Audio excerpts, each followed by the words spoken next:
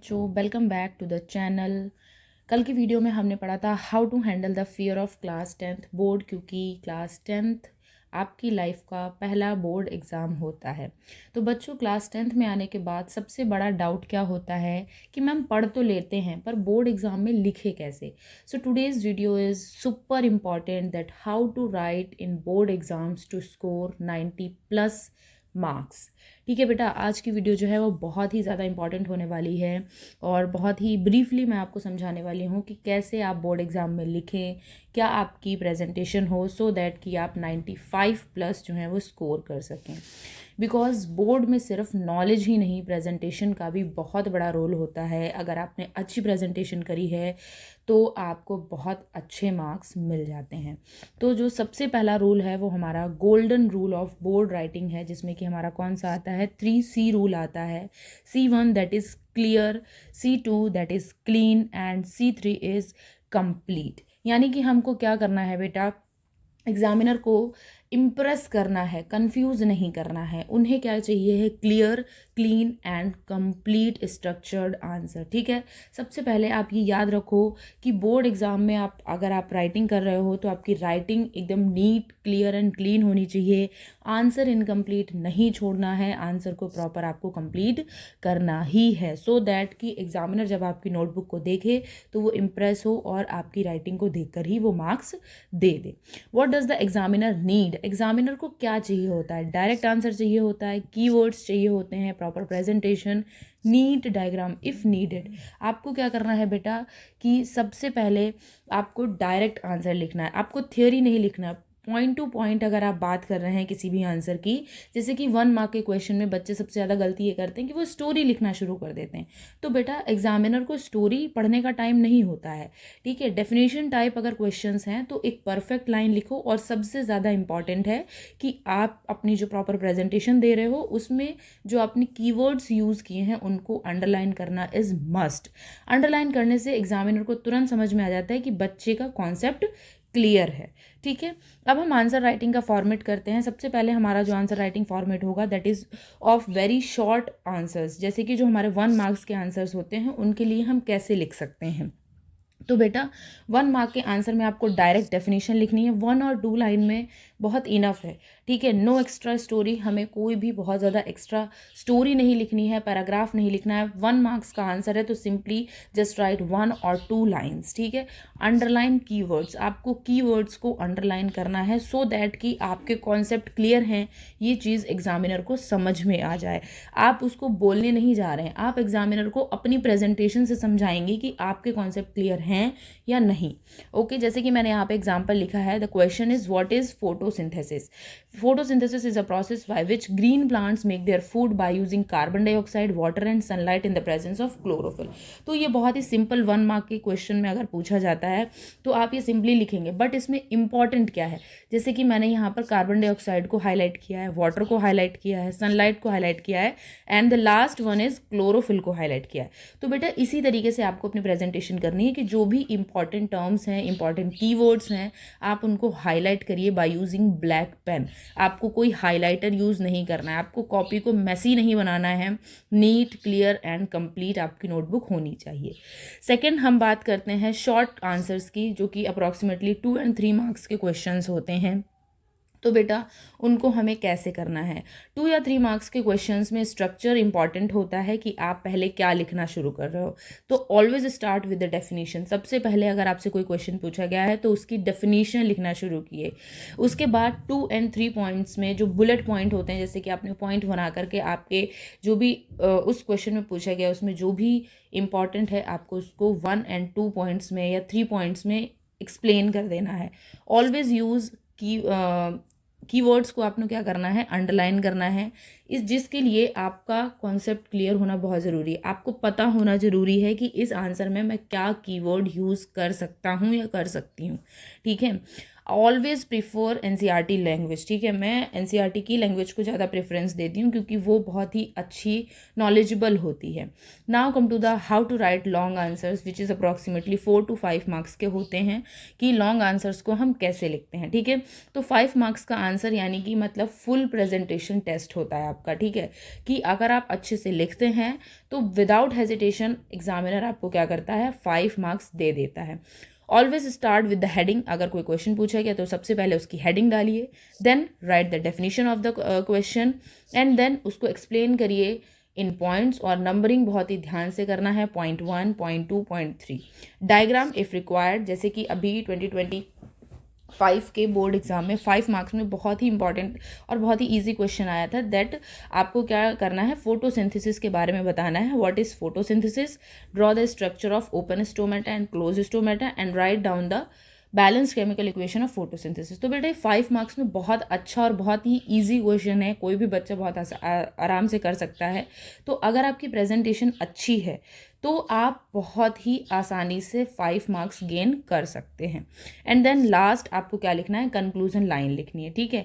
बेटा बायोलॉजी में डायग्राम्स जो होते हैं वो मार्क्स को सिक्योर करते हैं। इवन सिंपल लेवल डायग्राम भी अगर आप बना देते हैं तो ये एक एक्स्ट्रा इंप्रेशन देता है आपकी प्रेजेंटेशन को, और आपको क्या करता है, बहुत ईजिली मार्क्स सिक्योर कराने के लिए हेल्पफुल होता है, ठीक है। नेक्स्ट आप क्या कर सकते हैं, आपने डेफिनेशन लिखा है, फ्लो चार्ट भी बना सकते हैं, देन आप एक्सप्लेनेशन, डायग्राम एंड कंक्लूजन, ठीक है। मैंने फ्लो चार्ट के वे में आपको समझा दिया है। अगर कहीं पर आपको फ्लो चार्ट की भी ज़रूरत पड़ रही है तो आप फ्लो चार्ट भी बना सकती हैं। ये शो करता है कि आपके पास एक्स्ट्रा नॉलेज है, कि आप अपने आंसर को कई मेथड्स के थ्रू प्रेजेंट कर सकते हैं। नेक्स्ट हम बात करते हैं गोल्डन प्रेजेंटेशन रूल, ठीक है। ये बहुत ही इंपॉर्टेंट है। Leave 1 line after each answer, ठीक है। ऐसा नहीं आपको कॉपी बिल्कुल मैसी बना देनी है, आपको क्या करना है, हर आंसर के बाद 1 से 2 लाइन छोड़नी है। ड्रॉ मार्जिन्स, आपको हर आंसर को लिखने के बाद उसकी मार्जिन्स बनानी है, सो दैट कि आंसर 1 और आंसर 2 के बीच में गैप रहे और एग्जामिनर को क्लियरली विजिबल हो। राइट करेक्ट क्वेश्चन नंबर, ये बहुत ही इंपॉर्टेंट पॉइंट है बेटा, कि अगर आपने क्या किया, क्वेश्चन का नंबर गलत लिखा है तो एग्जामिनर को बहुत प्रॉब्लम होती है ढूंढने में, फिर वो फ्रस्ट्रेट होकर के क्या करता है, आपके मार्क्स कट करते हैं। तो आप बहुत ही ध्यान से आंसर के नंबर को बहुत ही अच्छे से मेंशन करिएगा।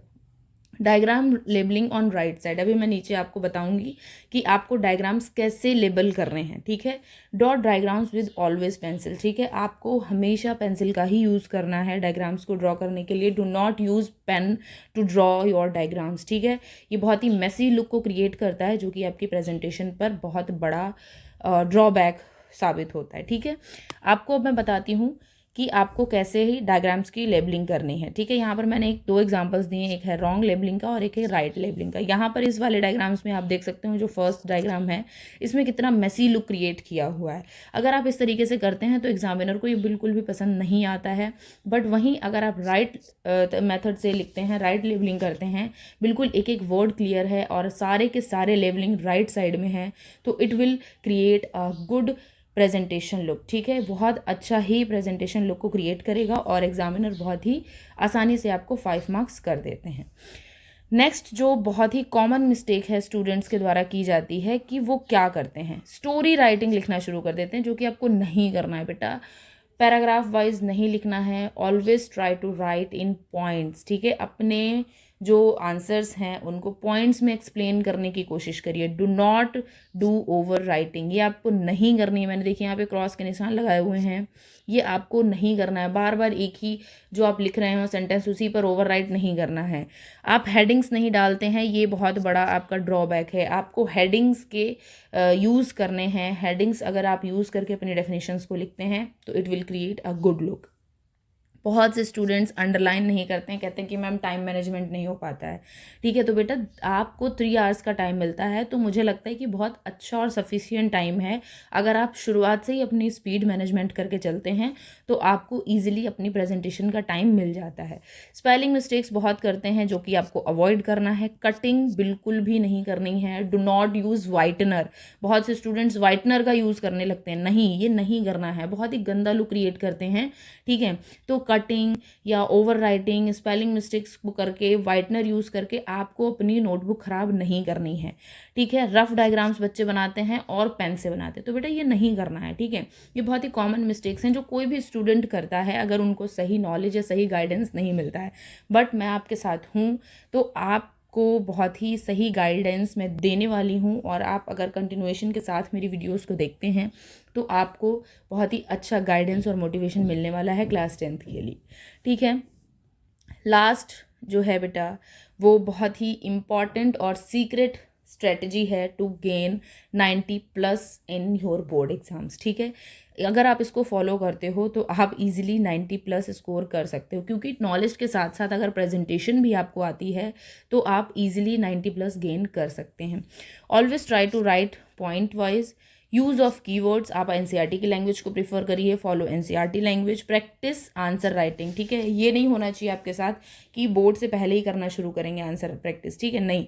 आपको धीरे धीरे शुरुआत से ही बोर्ड में कैसे लिखना है इसकी प्रैक्टिस करनी होगी। टाइम मैनेजमेंट कैसे करना है, जैसे कि अगर 1 मार्क का क्वेश्चन है तो अप्रॉक्सीमेटली आपको 1 मिनट ही लगना चाहिए, इससे ज़्यादा ऊपर अगर लग रहा है तो आपको टाइम मैनेजमेंट की ज़रूरत बहुत ही ज़्यादा है, ठीक है बेटा। इसके बाद में कुछ कैची और इंटरेस्टिंग आइडियाज़ हैं जो कि मैं आपको पर्सनली शेयर करना चाहती हूँ। यूज़ ओनली 2 पेन्स, ब्लू और ब्लैक, कोई भी पिंक, ग्रीन, येलो मार्कर या पेन का यूज़ नहीं करना है। Always underline keywords using black pen और स्केच पेन, ठीक है। आपको ब्लैक पेन से कोशिश करें कि ब्लैक पेन से ही करें, अगर नहीं तो ब्लैक स्केच से भी कर सकते हैं। इसके अलावा कोई दूसरा कलर आपको यूज़ नहीं करना है। इंपॉर्टेंट रूल्स को बॉक्स में लिखें, ठीक है। जैसे कि मान लीजिए आप कुछ किसी भी टॉपिक के बारे में लिख रहे हैं और उसके बारे में अगर आपको कुछ एक्स्ट्रा नॉलेज है तो उसको आपने लिख के एक बॉक्स में बंद कर देना है, तो ये बहुत ही अच्छा लुक आपका क्रिएट करता है। फ्लो चार्ट एरोज़, अगर आप फ्लो चार्ट बना रहे हैं तो ये ध्यान रखें कि उनके एरोज़ की डायरेक्शन क्या है, कभी भी गलत डायरेक्शन में आपको नहीं बनाना है flow chart. Tick and cross symbols, अगर आप कहीं पर पॉइंट लगा रहे हैं या कुछ भी आप पॉइंट वाइज लिख रहे हैं तो टिक और क्रॉस के सिंबल्स का यूज़ करना बहुत ही ध्यान रखें, ठीक है। अगर आप सिर्फ पढ़ाई ही करते हैं तो बेटा ये पढ़ाई ही काफ़ी नहीं है, आपको प्रेजेंटेशन भी आना चाहिए, सही तरीके से लिखना भी अगर सीख गए तो आपके बोर्ड में 90+ मार्क्स आने से कोई भी नहीं रोक सकता है, ठीक है। अगली वीडियो में मैं आपको बताऊंगी कि बोर्ड एग्ज़ाम्स में टाइम मैनेजमेंट कैसे करना है, ठीक है। तब तक अगर आपको वीडियो अच्छी लगी है तो शेयर करिए, वीडियो को लाइक करिए, सब्सक्राइब करिए and comment what you want in next video. मैं आपके लिए नेक्स्ट वीडियो किस टॉपिक पर बना सकती हूँ या आप मुझे कमेंट करके ज़रूर बनाइएगा, बट मैं कोशिश करती हूँ कि मैं आपकी नेक्स्ट वीडियो लेकर के आती हूँ how to manage time in your board exams. Till then keep learning, keep growing with Bioverse. Bye bye students.